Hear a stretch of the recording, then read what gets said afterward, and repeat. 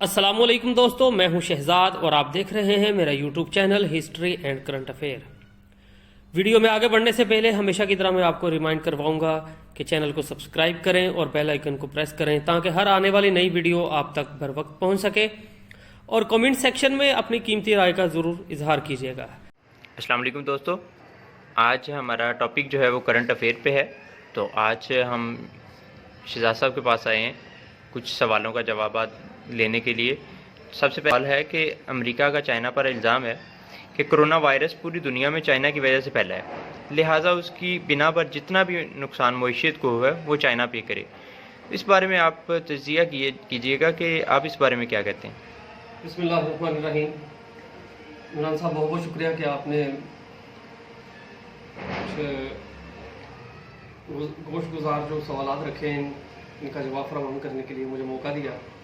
اصل میں امریکہ کا جو الزام ہے چائنا پر یہی ہے کہ خطے کی جو موجودہ صورتحال میں جتنا بھی نقصان ہوا ہے وہ چائنا پے کرے گا، جس ملک کو بھی ہوا ہے۔ تو یہ تو ایک الزام ہے۔ اس کے بدلے میں چائنا نے بھی امریکہ کو 10 سوالات رکھ دیے ہیں کہ امریکہ ان سوالوں کے جواب دے دے تو پھر وہ بھی ماننے کو تیار ہے کہ پوری دنیا میں کرونا جو ہے وہ چائنا کی وجہ سے پھیلا ہے، جس میں سر فہرست تو یہی تھا کہ امریکہ نے جو اپنی آرمی ہے، جو جنگی مشقیں ان کی ہوئی تھیں چائنا میں، وہ کس قسم کی آرمی بھیجی تھی کہ وہ ایک بھی گولڈ میڈل نہیں جیت سکی، کہ چائنا کی آرمی نے 200 پلس گولڈ میڈل جیت لیے۔ امریکہ کی کیا اتنی تھکڑ اور اتنی نکمی آرمی تھی جو کوئی ایک بھی گولڈ میڈل نہ جیت سکی؟ اچھا، قابل ذکر بات اس میں یہ ہے کہ وہی جو ان کے لوگ گئے تھے وہ جنگی مشقیں کرنے کے لیے، وہ آلریڈی انفیکٹڈ تھے۔ وہ جب ان کی مچھلی مارکیٹ میں گئے تو ادھر سے وہ کرونا وائرس جو ہے ان کے کاروباری جو مچھلی مارکیٹ کے افراد ہیں ان کو اس نے انفیکٹڈ کیا، پھر چائنا کی آبادی اسی طرح انفیکٹڈ ہونا شروع ہوئی، اس طرح وہ پورے شہر میں پھیل گیا۔ یہ الزام امریکہ کا بے بنیاد ہے کہ یہ وائرس جو ہے پوری دنیا میں چائنا کی وجہ سے پھیلا ہے، بلکہ خود امریکہ اس کا جو ہے مینوفیکچر ہے، یہ مین میڈ وائرس ہے۔ شاید آپ سے میری پہلے بھی بات ہوئی تھی کہ BSL-3 لیبارٹری میں اسے تیار کیا گیا ہے، سارس اور مرس وائرس کے مرض سے جنریکل چینج کر کے اس کو تیار کیا گیا ہے۔ اور سیکنڈلی اگر آپ کہیں کہ امریکہ جو ہے وہ پوری دنیا کو اب اس پہ قائل کرے گا، ہاں وہ تو آلریڈی کر رہا ہے۔ بہت سارے یورپ کے ممالک جو ہیں اس نے ایڈ کر لیے ہیں، جیسے پچھلے دنوں میں انڈیا نے بھی کہا تھا کہ اس کا 98 ارب ڈالر کا نقصان ہو گیا کورونا کی وجہ سے، وہ پورا کیا جائے۔ جرمن نے 140 ارب کا کلیم کر دیا ہے۔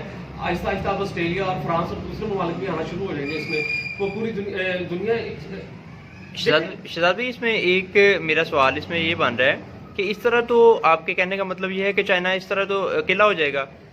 ہاں بالکل، یہ امریکہ کی پالیسی ہے کہ ورلڈ لیول پہ چائنا کو اکیلا کرنا ہے۔ آنے والے دنوں میں چائنا کو پاکستان کی ضرورت پڑے گی، اب بھی ہے، لیکن آنے والے دنوں میں جو ہے پاکستان کی اس کو شدت سے ضرورت ہوگی، کیونکہ پاکستان نے ہر پلیٹ فارم پہ چائنا کا ساتھ دیا ہے، اور آنے والے دنوں میں جس طرح امریکہ اور چائنا کی جو ہے کشیدگی ہوگی، وہ صورتحال کچھ اور ہی ہو جائے گی، وہ خطے کی صورتحال ہو سکتا ہے چینج کر کے رکھ دیں۔ دیکھیں اس میں یہ چیز ہے کہ فرسٹ ورلڈ وار جب ہوئی تو آدھی دنیا ایک طرف تھی، آدھی ایک طرف تھی۔ سیکنڈ ورلڈ وار میں بھی یہی سینیریو تھا، اور لیکن جب آنے والے دنوں میں غیب کے علم اللہ کی ذات جانتی ہے کہ جب ورلڈ وار 3 ہوگی تب بھی اسی طرح صورتحال ہوگی، آدھی سے زیادہ دنیا ایک طرف ہوگی، باقی جو ہے وہ ایک طرف ہوں گے۔ اس طرح چائنا کو بھی ورلڈ لیول پہ اکیلا کیا جا رہا ہے، اور امریکہ نے آلریڈی چائنا کے جو ہے وہ 1200 ارب ڈالر دینے وہ مقروض ہے، لیکن امریکہ اسے انکار کر دے گا، اب وہ اسے دے گا نہیں۔ یہ چائنا کی معیشت کو تباہ کرنے کا ایک اور طریقہ ہے۔ اچھا شہزاد بھائی، اس میں ساتھ ساتھ میں یہ بھی بتا دیجیے گا کہ آج کل جو انٹرنیشنل لیول پہ پیٹرولیم مصنوعات کی پرائسز جو ہیں وہ ڈکریز ہو رہی ہیں، تو اس میں اس وقت سعودی عرب کا کردار کیا ہوگا، اور اس وقت اسے کن کن مشکلات کا سامنا کرنا پڑے گا فیوچر میں؟ ذرا یہ بھی گائیڈ کر دیں۔ جی بہت اچھا سوال آپ نے کیا ہے۔ دیکھیں یہ ایک ورلڈ منوپلی کے تحت آئل کی پرائس جو ہے یہ ڈکریز کی گئی ہیں۔ اس میں جو میری انفارمیشن جو میرے تک پہنچی ہے اس میں یہ ہے کہ رشیا اور عرب کنٹریز ان کے الائنس کی وجہ سے یہ سارا کچھ ہو رہا ہے، کیونکہ امریکہ کو ورلڈ لیول پر معاشی طور پر تباہ کرنے کا یہ بھی ایک منصوبہ ہے۔ اس کے بہت سارے بینک، امریکہ خود بینکرپٹ ہو رہا ہے، US شیل جو ہے آلریڈی وہ مقروض ہو چکی ہے، آپ بھی جانتے ہیں۔ اور اگلا جو نمبر ہے یہ سعودی عرب نہ بھولے، ان کا اپنا بھی نمبر لگے گا، اگلا نمبر ان کا لگنا ہے، کیونکہ امریکہ نے کبھی نہیں چھوڑے گا۔ امریکہ نے لاسٹ ٹائم शाह सलमान को जो टेलीफोनिकली गुफ्तगू उनकी हुई है उसमें बहुत खुलेआम उसने थ्रेट किया है।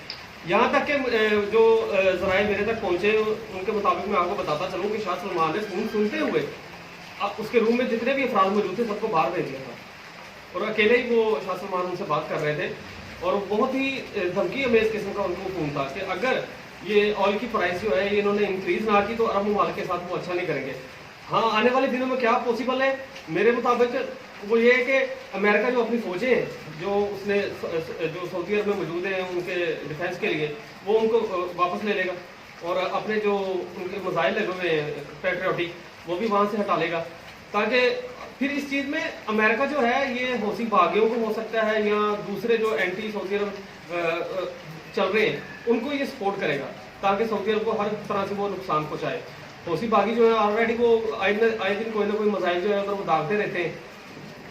और इसमें एक चीज़ और है कि अरब ममालिक के तकरीबन 1500 अरब डॉलर जो है वो अमेरिका के पास है और 90% चांसेस है कि वो इन्हें वापस नहीं मिलेंगे, अमेरिका उन्हें कभी वापस नहीं देगा। और सऊदी अरब के अपने जो इस वक्त खजाने में इनके जो है 500 अरब डॉलर मौजूद है।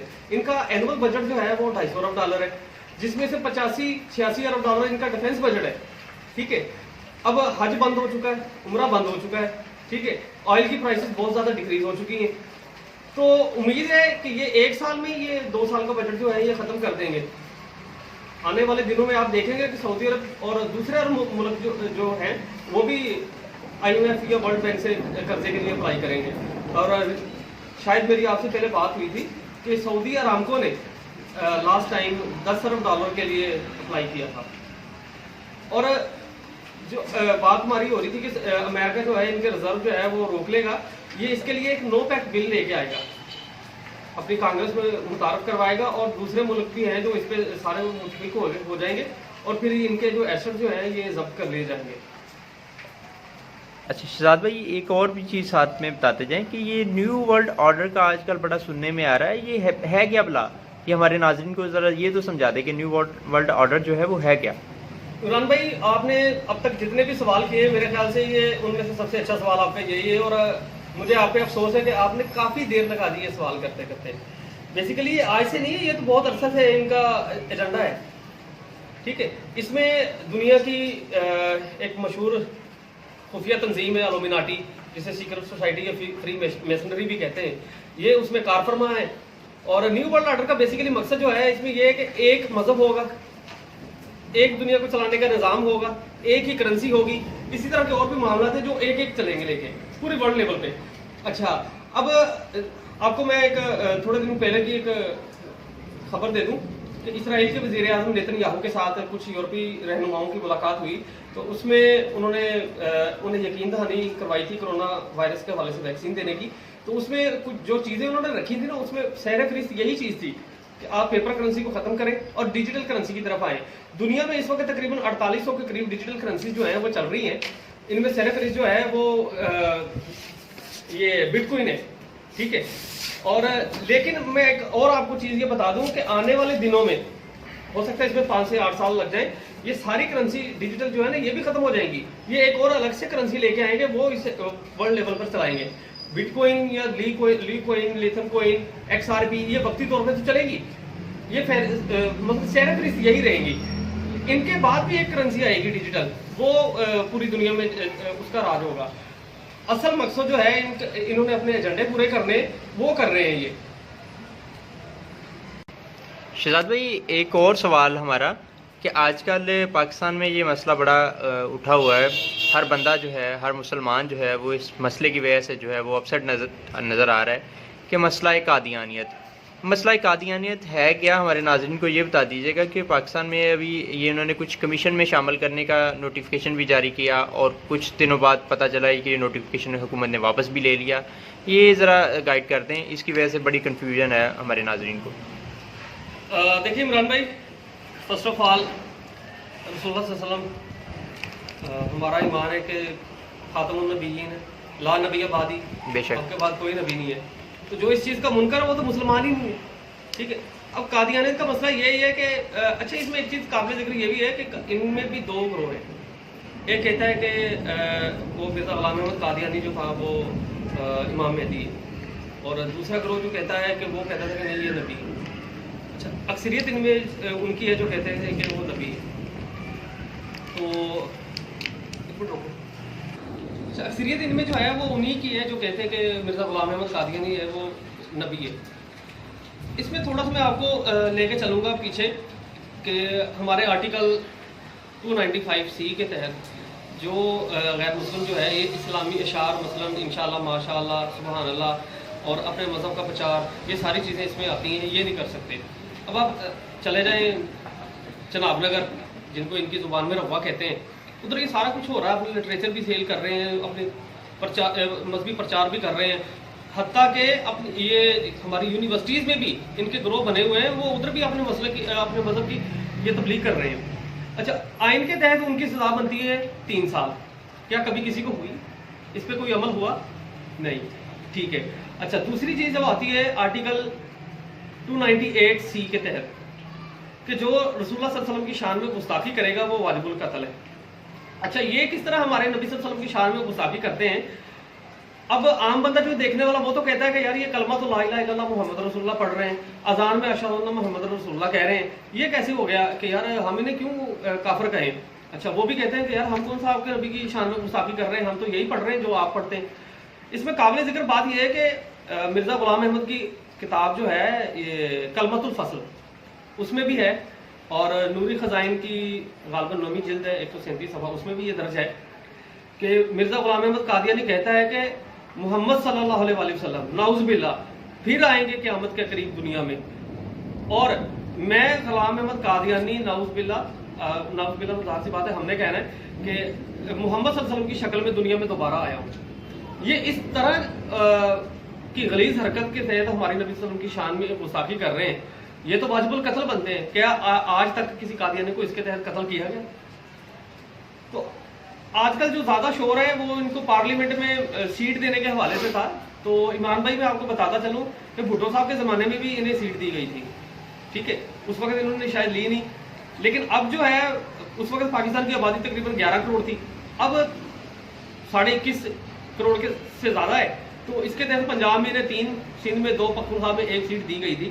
تو عمران بھائی سوچنے کی بات یہ ہے کہ پہلے سب سے پہلے یہ اگر کاغذات نامزدگی جمع کروائیں گے تو ظاہر سی بات اس پہ انہیں مینشن بھی تو کرنا پڑے گا نا کہ یہ مذہبی اعتبار سے کیا ہے، تو انہیں لکھنا پڑے گا، تو یہ بائی ریٹن میں خود ایکسیپٹ کریں گے کہ ہم کافر ہیں۔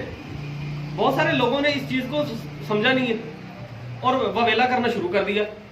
تو میری ان سے بھی گزارش ہے اس کو تھوڑا سا سمجھنے کی کوشش کریں، وہ خود کو اقرار کریں گے تو یہ ہمارے لیے آسانی ہوگی۔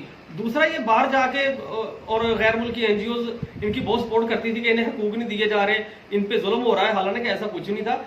تو کیا کبھی کسی کو کراچی میں جو ظلم و جبر ہوئے ان کا کسی کو پتہ ہے؟ پوری دنیا میں نہیں پتا، لیکن ان کا پتہ ہے، جن کے ساتھ کچھ بھی نہیں ہو رہا ان کا پتہ ہے کہ یار ان کے ساتھ یہ کچھ ہو رہا ہے۔ تو یہ تو جھوٹے پروپیگنڈے تھے، اور اس طرح یہ جو شور کرتے تھے کہ ہمیں ہمارے حقوق نہیں مل رہے، یہ بھی ان کی زبانیں بند ہو جانی تھی۔ اب دیکھیں آپ، اسرائیل اور بھارت جو ہے اس وقت خود کو جمہوریت لمبردار سمجھتے ہیں نا، انڈیا کہتا ہے نا کہ میں دنیا کی سب سے بڑی جمہوریت ہوں۔ آپ جا کے کوئی دکھائیں ان کی تاریخ میں کوئی چیف جسٹس جو ہے وہ مسلمان لگاؤ، دکھائیں کوئی مجھے اسرائیل میں کوئی اعلیٰ عہدیدار مسلمان لگاؤ۔ پاکستان کی تاریخ میں آپ کو ملے گا جسٹس رانا بھگوان داس ہندو تھے نا، جسٹس کارنیلیس کرسچن تھے نا، وہ چیف جسٹس رہے ہیں ہمارے۔ لیکن پاکستان کی کسی اور مسلمان کی مثال دکھائیں کوئی اس طرح کے ملکوں میں جا کے اعلیٰ عہدے پر رہا ہو۔ ان کے تو فوج میں بھی ہیں اور سرکاری اداروں میں بھی ان کے اعلیٰ عہدوں پر بیٹھے ہوئے ہیں، اور کس طرح کے ان کو حقوق چاہیے؟ اصل سوچنے کی بات یہ تھی۔ ایک اور چیز بتاتے جائیں ساتھ میں کہ اگر ہماری گورنمنٹ آف پاکستان جو ہے یہ ان کو اقلیت تصور کر کے کمیشن میں حصہ بھی دے دیتی ہے، ان کو اقلیت شمار کیا جاتا ہے، تو اس میں صرف یہ گائیڈ کیجیے گا کہ ان کو ایسا تو نہیں ہوگا فیوچر میں کہ ان کو کسی بڑے عہدے سے نواز دیا جائے، مثلا چیف جسٹس آف پاکستان، وزیر اعلیٰ، وزیر اعظم، یا اس طرح کو کوئی رہے ہیں کہ جب کرتارپور راہداری کھولی تھی کہ اس چیز کو کنفرم کر دیا جائے کہ اس رستے سے قادیانی نہیں آئیں گے، کیونکہ کرتارپور کے ساتھ ہی وہ گاؤں لگتا ہے قادیان۔ ظاہر سی بات ہے جب سکھوں نے آنا تھا اپنی مذہبی رسومات ادا کرنے کے لیے اس چیز کے خدشات بہت زیادہ تھے کہ قادیانی نہ آئے وہاں سے. اس چیز کا بھی ابھی تک کوئی ادراک نہیں کیا گیا. عوام کو یہ سوالات جو ہیں یہ پریشان کر رہے ہیں, بس ان کا سمپلی عوام کو جواب دے دیا جائے. چلیں شکریہ شہزاد بھائی آپ کے قیمتی ٹائم کا. آپ نے قیمتی ٹائم نکالا اپنے وقت سے, اپنی مصروفیت سے. تو ہمارے ناظرین کو یقیناً یہ جتنی بھی انفارمیشن ہے ان کے لیے کافی مفید ثابت ہوگی. Thank you. Thank you so much. اللہ حافظ.